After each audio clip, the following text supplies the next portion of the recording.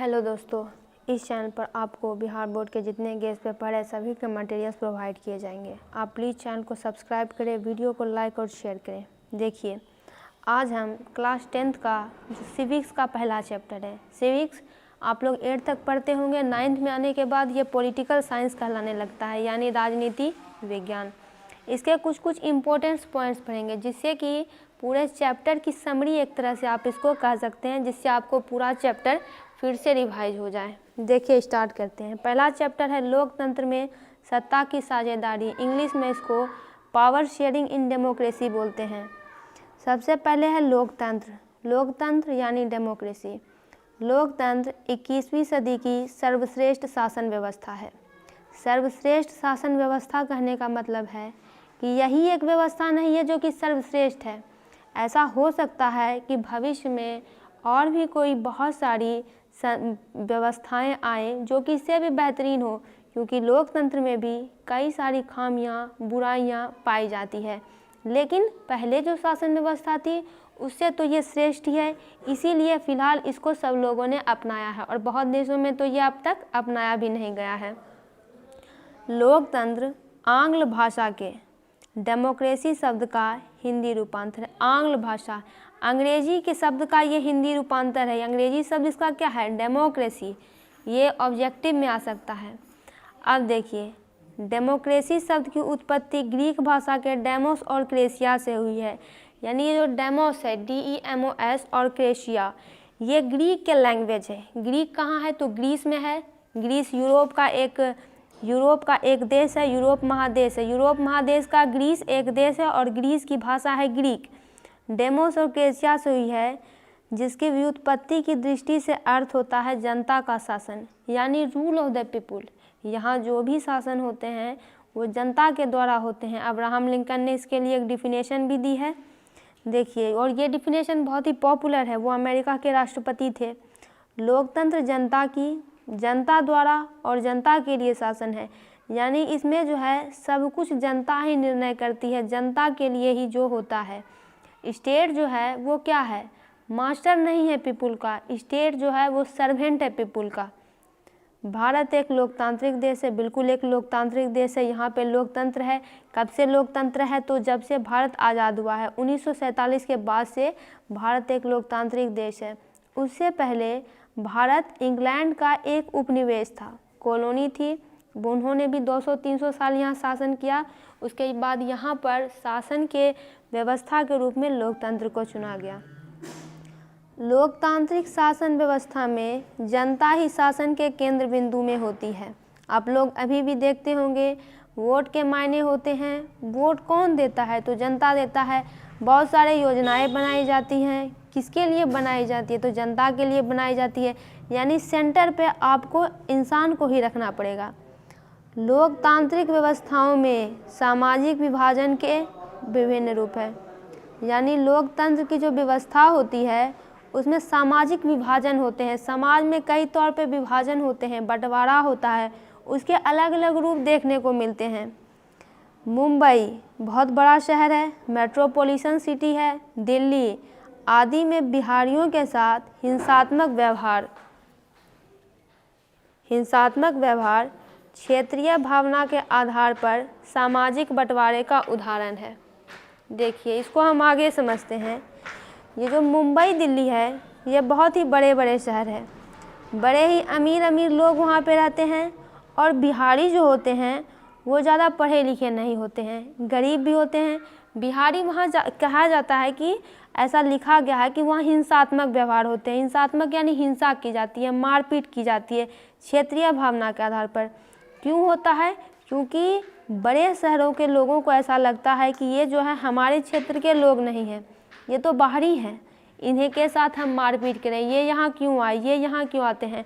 और ये नीच दृष्टि से भी देखते हैं, सोचते हैं कि ये लोग तो ज़्यादा पढ़े लिखे होते नहीं हैं, ये लोग गरीब है, अगर हम इनके साथ हिंसा भी करेंगे तो ये हमें कुछ कर भी नहीं पाएंगे। तो ये एक सामाजिक बंटवारा है, समाज में ही बंटवारा है। ये इसका एक एग्जाम्पल हो गया। सबसे पहले ये बिहार का आप एग्जाम्पल लिख देंगे। मुंबई में मराठियों की हिंसा के शिकार सभी व्यक्ति एक ही क्षेत्र उत्तर भारत के थे। यानी मुंबई में जो लोग वहाँ रहते हैं, जैसे अपने यहाँ बिहार है तो बिहारी बोलते हैं, मुंबई में वहाँ की भाषा भी मराठी है, मराठी बोलते हैं वहाँ के लोगों को।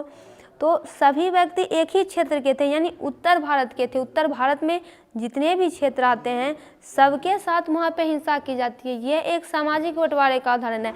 आगे इसके बहुत कारण आपको देखने को मिलेंगे, यहाँ बस सिर्फ एग्जाम्पल दिया गया है। कोई भी व्यक्ति जन्म के साथ ही किसी समुदाय का सदस्य बन जाता है, यानी जिस समय व्यक्ति की जन्म हो जाती है पता चल जाता है कि उसका किस समुदाय में जन्म हुआ है।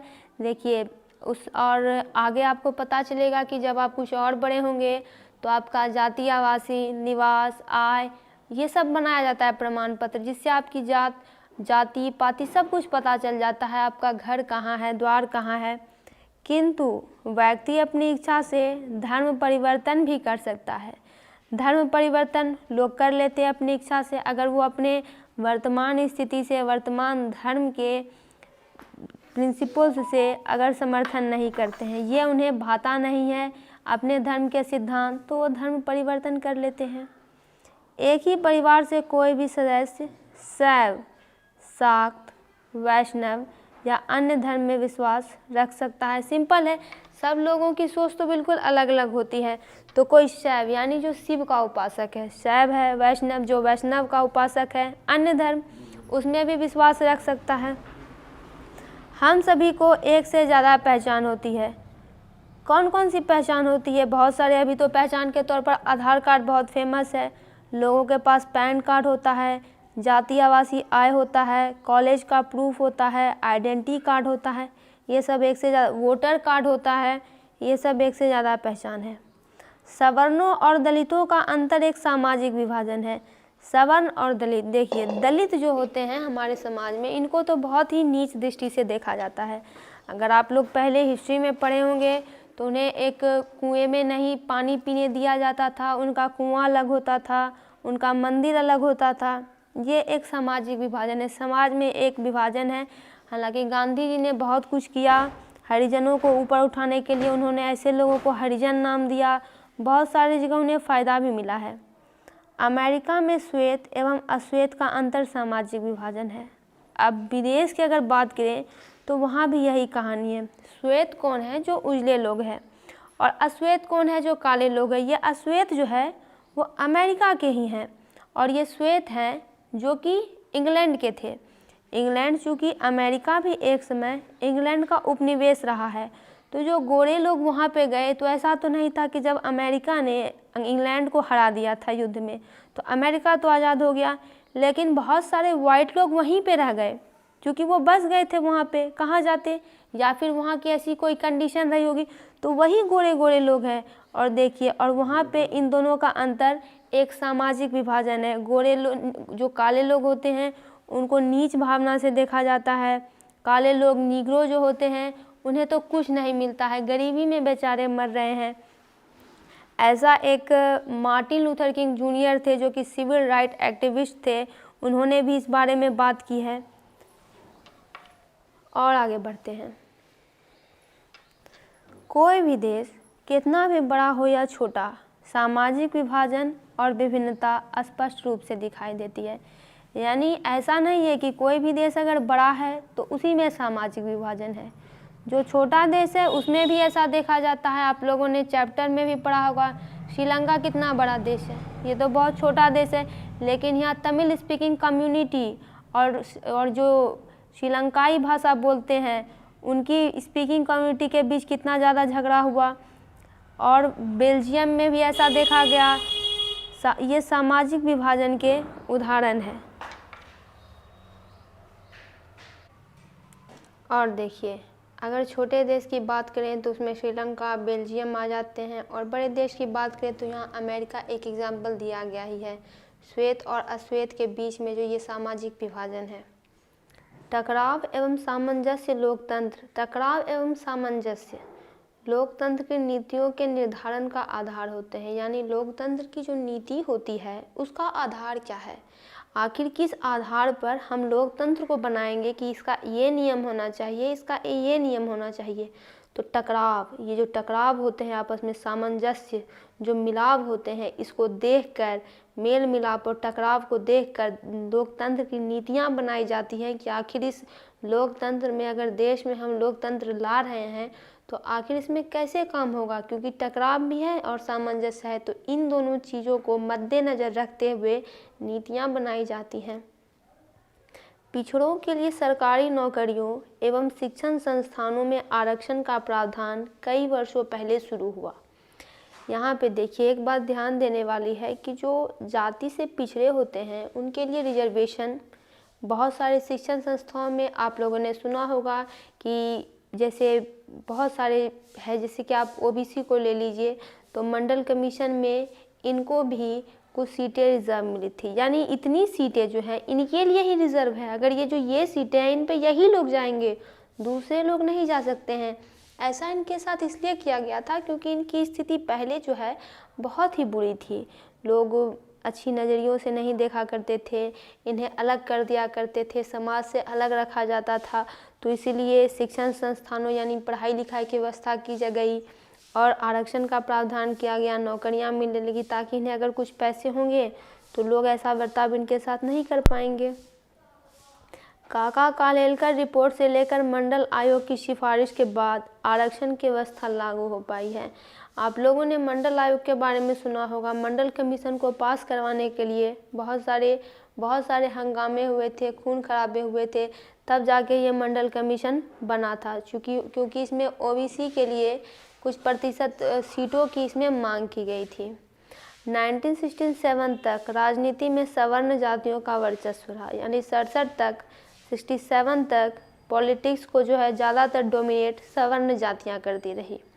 दुनिया के अधिकतर देशों में किसी न किसी किस्म का सामाजिक विभाजन है। यानी अगर दुनिया के देशों की बात करें, चूँकि किताब जब लिखा जाता है तो एक दो रिपोर्टों को देखकर नहीं लिखा जाता है, जो लिखने वाले होते हैं काफ़ी विद्वान लोग होते हैं। और देखिए ये दुनिया के देशों की बात कर रहे हैं, यानी कहीं ना कहीं सामाजिक विभाजन है ही, कोई पूरी तरह से जो है बचा हुआ नहीं है इससे। हमारा देश अखंडता एवं एकता का प्रतीक है। कैसे प्रतीक है? क्योंकि यहाँ पे देखिए यूनिटी इन डाइवर्सिटी, विविधता में एकता है। कितने धर्म के लोग रहते हैं यहाँ पे, समाज के लोग रहते हैं। अगर आप साउथ के तरफ जाइएगा तो आपको काले काले लोग मिलेंगे, गोरे गोरे लोग आप जब ऊपर जाइएगा तो कश्मीर हिमाचल में, लेकिन फिर भी ऐसी स्थिति हमारे देश में नहीं है। लोग जो है एकता से रह रहे हैं। भाषा भी अलग बोलते हैं, साउथ के लोग का तो भाषा भी अलग है, हमारी भाषा अलग है, दूसरे राज्य का भाषा अलग है, लेकिन फिर भी ऐसी स्थिति हमारे देश में नहीं है। हमारा देश यूनिटी का सिंबल है। सामाजिक विभाजन की अभिव्यक्तियों में जाति की अवधारणा अति महत्वपूर्ण होती है। यानी ये जो सोशल डिवीज़न होते हैं, समाज की विभाजन की बात होती है, उसकी अभिव्यक्ति होती है, तो जाति इसमें सबसे ज़्यादा महत्वपूर्ण हो जाता है कि आखिर जाति क्या है। पेशे पर आधारित सामुदायिक व्यवस्था जाति कहलाती है। यानी वैसी व्यवस्था, समुदाय की वैसी व्यवस्था जो पेशे पर आधारित हो, वही जाति है। पेशा का मतलब क्या? जैसे कि जो व्यक्ति जो ऑक्यूपेशन करता था तो उसी से उसकी जाति पता चल गई। अगर कोई व्यक्ति, क्योंकि जाति का इतिहास भी बहुत पुराना है, तो पेशा, जो उसका पेशा है, कोई दूध बेच रहा है तो वो ग्वाला हो गया। इस तरह से आप इसको देख सकते हैं। पेशे का आधार वंशानुगत होता है, यानी ये वंश से चला आ रहा होता है, पीढ़ी दर पीढ़ी ये बढ़ती जाती है। यानी आपका पेशा क्या है, इसका आधार वंशानुगत है, यानी वो पीछे से ही चला रहा है कि उसके पिता क्या कर रहे थे, उसके दादा क्या कर रहे थे, दादा के पिता क्या कर रहे थे, वही उसका पेशा होता है, ऑक्यूपेशन। अब हम आगे बढ़ते हैं। देखिए यहाँ पे क्या है, जातिगत समुदाय का बहुत बड़ा वर्ग है वर्ण व्यवस्था। वर्ण व्यवस्था में क्या होते हैं, तो ब्राह्मण होते हैं जो कि अभी पूजा पाठ करवाते हैं, क्षत्रिय होते हैं जो कि समाज को बचाने का काम करते थे, लड़ने का काम करते थे, वैश्य और शूद्र क्रमानुसार व्यवस्थित है। इसी प्रवृत्ति के कारण भारतीय समाज अग्रों तथा पिछड़ों में विभाजित हो गया।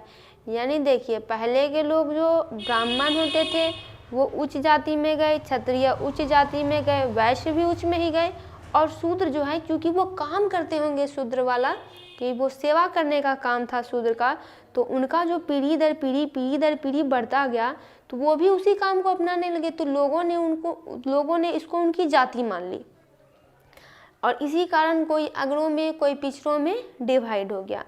आर्थिक असमानता की एक प्रमुख वजह जाति होती है। आर्थिक का मतलब होता है इकोनॉमिक, और जब भी अर्थ की बात आती है तो वो हो जाता है पैसे रुपए से, यानी पैसे रुपए में जो डिफरेंस देखने को मिलते हैं उसका एक प्रमुख कारण जाति होती है कि आपकी जाति क्या है। जाति के अतिरिक्त वर्ग के आधार पर भी सामाजिक विभाजन होता है, यानी सामाजिक विभाजन होने के दो कारण हो गए, एक तो जाति हो गई, दूसरा वर्ग हो गया। हमारे संविधान के तृतीय भाग में जातिगत भेदभाव का निषेध किया गया है। कहने का मतलब है कि आप जाति के आधार पर किसी के साथ भी भेदभाव नहीं कर सकते हैं, संविधान आपको इसकी इजाज़त नहीं देता है, और अगर ऐसा करते पकड़ा जाता है या फिर सूचना में इसको देखा जाता है तो ज़रूर उस पर कार्रवाई की जाएगी। संविधान में प्रत्येक नागरिक को अपनी इच्छा से पेशे का चयन करने की स्वतंत्रता दी गई है। जब संविधान बनाया गया था तो हर बात को देखकर ही बनाया गया था।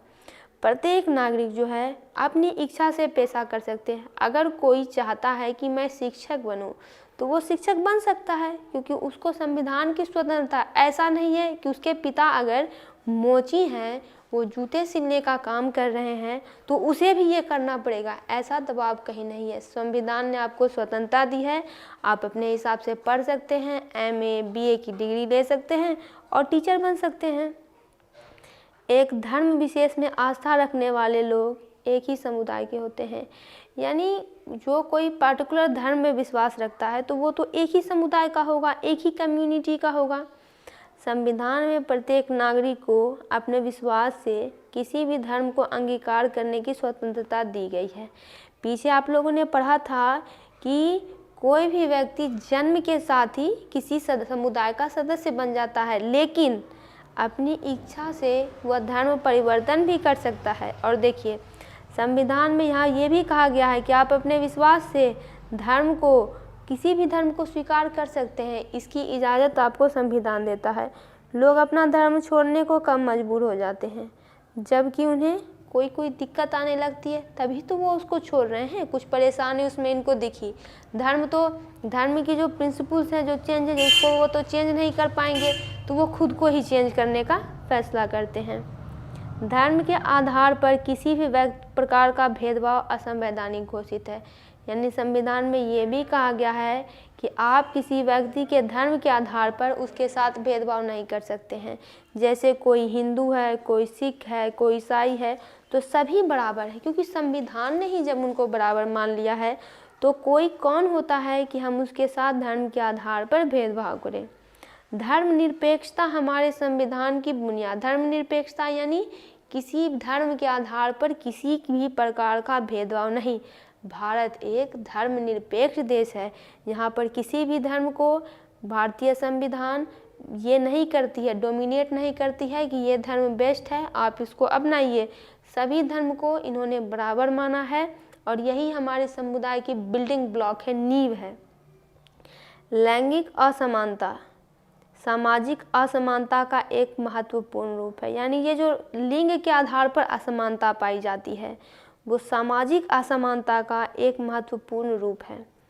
सर्वप्रथम इंग्लैंड में सन 1918 में सार्वजनिक जीवन में महिलाओं की भागीदारी का स्तर काफ़ी ऊंचा है। देखिए यहाँ पर इंग्लैंड की बात हो रही है, इतिहास की बात हो रही है कि इस समय जो है पब्लिक प्लेसों में महिलाओं की जो भागीदारी बढ़ी वो काफ़ी ऊंची हो गई। मतलब साफ है कि इससे पहले वहाँ पे महिलाओं की कोई भागीदारी ही नहीं थी, या फिर होगी भी तो बहुत कम होगी। 18 में ऐसा हुआ, एक रिकॉर्ड बना जहाँ इतिहास में दर्ज है, पॉलिटिकल साइंस में दर्ज है।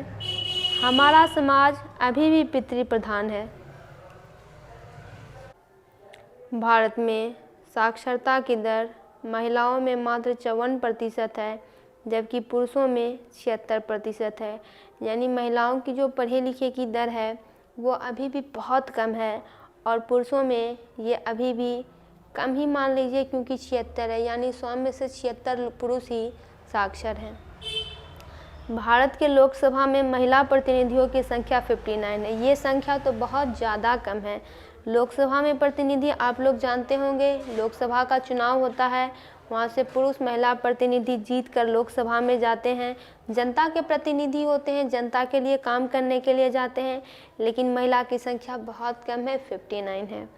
भारत के 90% महिला सांसद स्नातक हैं। 90% महिला सांसद जो हैं, सांसद जो बनी है, जो लोकसभा को जीत कर गई है, वो सांसद हैं, वो स्नातक है, यानी ग्रेजुएट है। 90% ग्रेजुएट है और 10% जो है हो सकता है वो ग्रेजुएट ना हो। महिलाओं का प्रतिनिधित्व बढ़ना लोकतंत्र के लिए शुभ है, यानी अगर महिलाएं लोकतंत्र में आगे बढ़ चढ़ कर हिस्सा लेती हैं, इसमें भागीदारी लेती हैं, तो ये एक बहुत ही अच्छा संकेत है कि वो देश जो है तरक्की कर रहा है। दोस्तों, इस चैप्टर में जितने भी मेन पॉइंट्स थे वो सारे हमने आपको ठीक से समझा दिए। अगर आपको इस चैप्टर से कोई क्वेरी है, कोई दिक्कत है, तो आप कमेंट बॉक्स में ज़रूर लिखें। आपको कौन सी वीडियो चाहिए ये भी आप कमेंट बॉक्स में ज़रूर लिखें।